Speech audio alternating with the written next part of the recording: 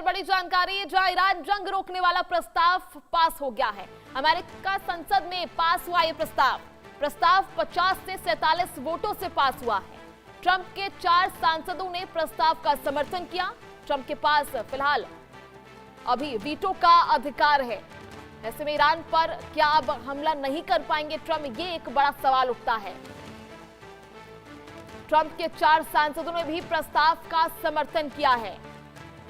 ऐसे में बड़ी जानकारी है, जहां लगातार तनाव की स्थिति बनी हुई है। फिलहाल ट्रंप के पास अभी वीटो का अधिकार। ऐसे में जंग रोकने वाला यह प्रस्ताव जो फिलहाल संसद में पास हुआ है। आपको बता दें कि अमेरिकी संसद ने यह प्रस्ताव पास किया है, जहां ईरान से जंग रोकने को लेकर तमाम बातें इसमें शामिल है। ऐसे में प्रस्ताव 50-47 वोटों से पास हुआ है। फिलहाल ट्रंप के पास अभी वीटो का अधिकार है। ऐसे में ट्रंप के 4 सांसदों ने भी प्रस्ताव का समर्थन किया है। फिलहाल युद्ध के लिए अब कांग्रेस की मंजूरी जरूरी है नहीं, ये भी एक बड़ा सवाल उठता है। तो ईरान से युद्ध के बाद अमेरिका में ये बगावत छिड़ती हुई नजर आ रही है। ट्रंप की तानाशाही पर क्या अब ब्रेक लगेगा? ऐसे में लगातार ये बड़ी जानकारी सामने आ रही है, जहां अमेरिकी संसद में प्रस्ताव पास हुआ है, जहां जंग पर अब रोक लगाई जा सकती है। ऐसे में प्रस्ताव 50 से 47 वोटों से पास हुआ है।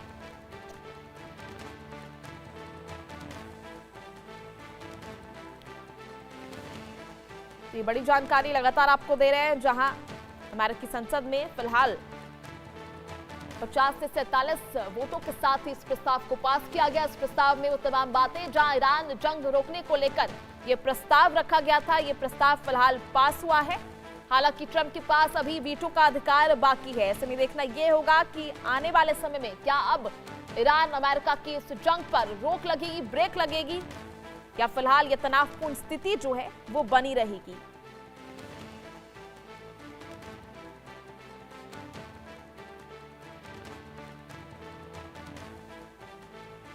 तो ट्रंप के 4 सांसदों ने उनके खिलाफ वोटिंग भी की। राष्ट्रपति के पास फिलहाल वीटो का अधिकार भी है। ऐसे में फिलहाल आपको बता दें, अमेरिकी संसद में राष्ट्रपति डोनाल्ड ट्रंप की सैन्य शक्तियों को सीमित करने वाला प्रस्ताव पास हो गया है। वोटिंग में 4 रिपब्लिकन सांसदों ने भी विपक्षी पार्टी डेमोक्रेट्स का साथ दिया है। हालांकि 3 रिपब्लिकन सांसद वोटिंग में शामिल नहीं हुए। ट्रंप के 4 सांसदों ने भी इस प्रस्ताव का समर्थन किया है।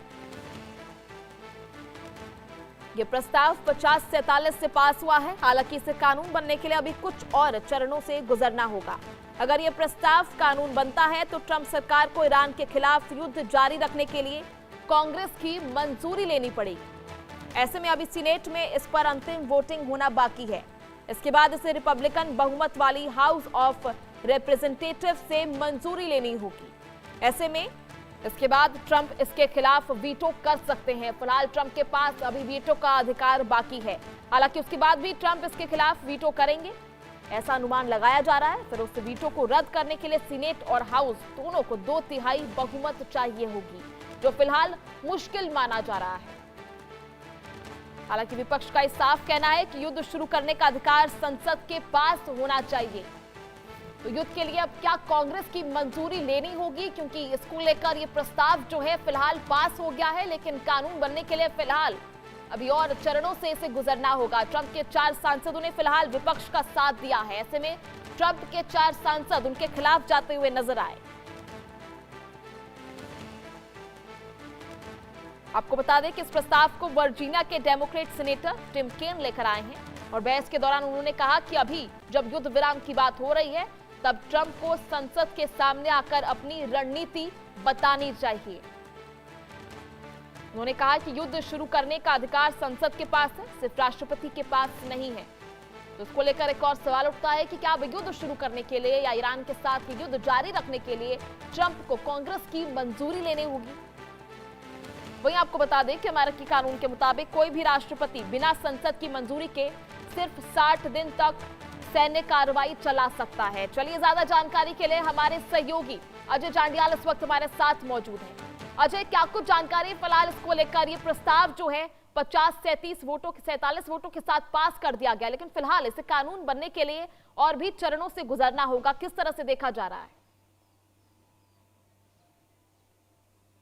अजय, देखिए, जिस तरह के हालात इस वक्त अमेरिका और ईरान के बीच में चल रहे हैं, और ख़ासतौर पे अगर आप देखें कि जिस तरीके से ईरान की धमकियां लगातार जारी हैं, मुझे लगता है कि अमेरिका में बेशक इस चीज़ को लेकर प्रस्ताव लाया गया है और इसे कानून भी बना दिया जाएगा, मगर इस वक्त जो हालात हैं मौजूदा तौर पर वो यकीनन जब वार जोन होगा तब शायद ही इस चीज़ पर अमल हो जाता होगा, या कई चीज़ें देखते होंगे। तो इसमें ये चीज़ें तो उस वक्त ही पता चलेंगी, मगर जिस तरीके से धमकियों का सिलसिला चल रहा था, अमेरिका ईरान को ख़त्म करने की बात कर रहा था, उसके लिए धमकियों का सिलसिला अभी भी जारी है। और ईरान को लेकर अभी भी ट्रंप जो है वो पूरे तरीके से जो है वो साफ कर रहे हैं कि वो अपने हमलों को जारी रखेंगे, और अगर जो डील नहीं होती है तो हालांकि यूएई और चीन की तरफ से कहा जा रहा है कि जो एक नई डील जो है वो लेकर ईरान जो है वो आ सकता है, जिसमें कहीं ना कहीं दोनों देशों के बीच शांति हो सके। चीन ने भी इस चीज़ को लेकर जो है वो कहीं ना कहीं कहा है, रशिया की तरफ से कहा गया है कि अगर ईरान चाहे तो कहीं ना कहीं उसका जो न्यूक्लियर है उसे वो अपने पास रखने को तैयार हैं। तो कई सारी चीज़ें हैं, मगर इस वक्त ईरान और ईरान की तरफ से क्या कहा जाता है वो बात की बात है, मगर उससे पहले इस वक्त जो चीन और रशिया के बीच में जो पुतिन और शी जिनपिंग के बीच में जो बैठक हो रही है, उसको लेकर बड़ी एक कयास लगाए जा रहे हैं कि मिडल ईस्ट में चल रहे तनाव के बीच ये मीटिंग जो है कई बड़े जो फैसलों को लेकर या कई चीज़ों को जो होने से रोक भी सकती है और उसमें और ज़्यादा आगे भी बढ़ सकती है। ठीक है अजय, जिस तरह से फिलहाल ये प्रस्ताव पास हुआ है, ऐसे में ट्रंप के भी 4 सांसदों ने जो है उनके खिलाफ वोटिंग की है, ऐसे में किस तरह से देखा जा रहा है कि आने वाले समय में ऐसा भी हो सकता है कि ट्रंप को युद्ध जारी रखने के लिए, युद्ध करने के लिए, कोई सैन्य कार्रवाई करने के लिए जो है कांग्रेस की अनुमति लेनी पड़ेगी? देखिए, बिल्कुल जब भी अमेरिका की अगर बात की जाए तो वहाँ पर जो कानून है, इस मामले में कानून बड़े सख्त हैं, मगर मैंने कहा कि जैसे जो हालात बने हुए हैं, इसमें ट्रंप को क्या इसमें इजाज़त कांग्रेस की लेनी पड़ती है या नहीं, ये मौके पे डिपेंड करता है, क्योंकि अभी तो युद्ध चल ही रहा है।